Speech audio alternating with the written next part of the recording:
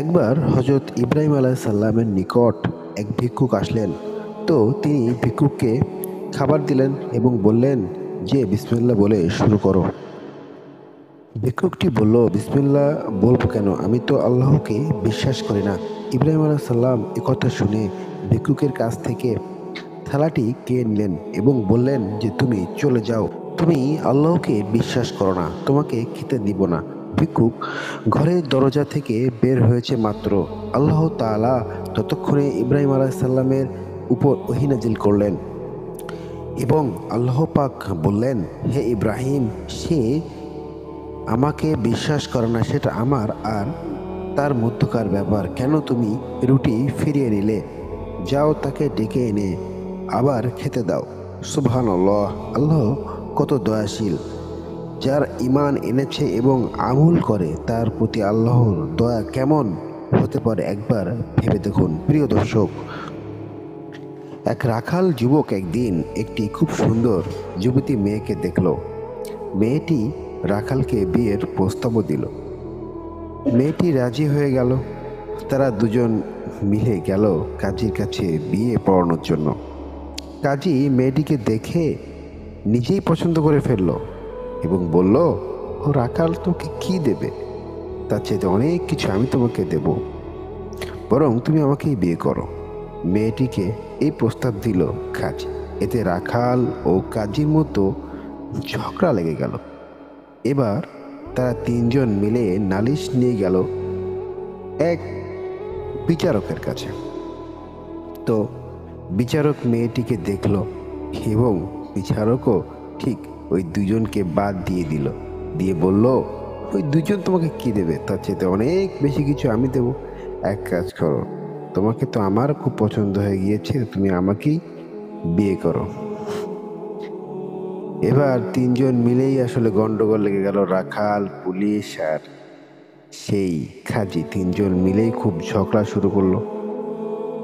মেয়েটি এবার বলল, ঠিক আছে, এবার তোমরা তিনজনকে একটি কাজ করো, আমি দৌড় দিব আর তোমরা আমার পিছনে দৌড়াবে। যে আমাকে প্রথম ধরতে পারবে আমি তাকেই বিয়ে করব। এবার মেয়েটি ছুট মারলো এবং তার পিছন পিছন তিনজনও ছুট দিল। ছুটতে ছুটতে এক সময় তাদের সামনে একটি গর্ত পড়ল। তারা ওই গর্তের মধ্যে পড়ে গেল।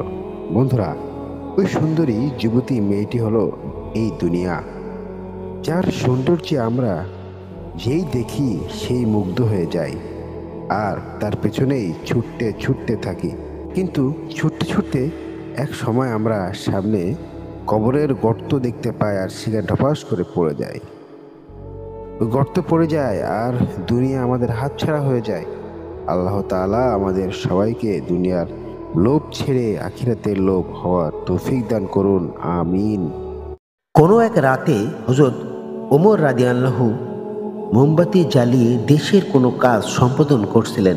ঠিক এমন সময় হযরত ওমর পরিবারের কিছু সদস্য তার কাছে আগমন করলেন।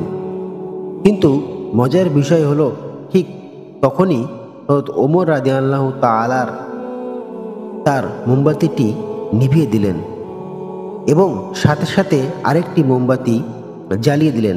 এরপর অতিথিদেরকে খোঁজ খবর নিতে লাগলেন, তাদের মেহমানদারি করতে লাগলেন।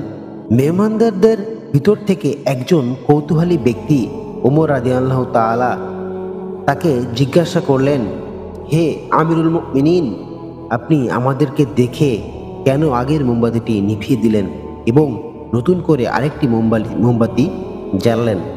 খলিফা হযরত ওমর বললেন, আগের মোমবাতিটি ছিল রাষ্ট্রীয় সম্পদের আর আমি এই মোমবাতিটি দিয়ে রাষ্ট্রীয় কাজ করছিলাম, কিন্তু তোমরা আসার পরে আমি আরেকটি মোমবাতি জ্বালাই।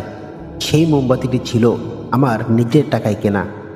তাই তোমরা আমার আত্মীয়তা, তোমাদের সাথে আমার ব্যক্তিগত অনেক কথাই হবে, আর আমার নিজের জন্য আমি জনগণের কোনো সম্পদ ব্যয় করতে পারি না। আর এসব সম্পদের বিষয় আল্লাহর কাছে আমাকে জবাবদিহিতা করতে হবে। তাই তোমাদেরকে দেখে ওই মোমবাতিটি আমি জ্বালালাম, যেটা আমার টাকায় কেনা। হযরত ওমরের এই জবাবে তার মেহমানরা অবাক হলেন, কারণ তারা এসেছেন আত্মীয়তার সুযোগ নিয়ে সুবিধা লাভ করার জন্য। কিন্তু তারা এই জবাবের জন্য তারা হতভম্ব হয়ে আর কোনো আবেদন রাখতে পারছিলেন না। কারণ সামান্য মোমবাতি নিয়ে খলিফার মধ্যে এত সতর্কতা, এত সাবধানতা, যা দেখে আর কোনো কিছুই বলার সাহস পেল না। অন্য এক সময় একজন লোক খলিফার কাছে এসেছেন অবৈধ সুবিধা নিতে। খলিফার হাতে কাছে কিছু কাঠ ছিল, আর খলিফা ওমর তখন ওই কাঠ আগুন জ্বালালেন এবং বললেন, এখানে কিছুক্ষণ হাত রাখো, তারপর তোমার অনুরোধ আমি রাখার চেষ্টা করব।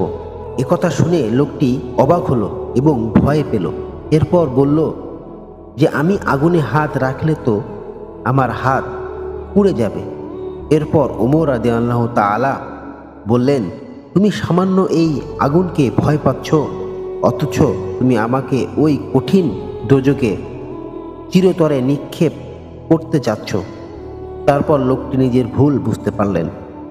এই ছিল হযরত খলিফা ওমরের ব্যবহার। সম্পদের রক্ষণাবেক্ষণ উনি খুব সুন্দরভাবেই করতেন।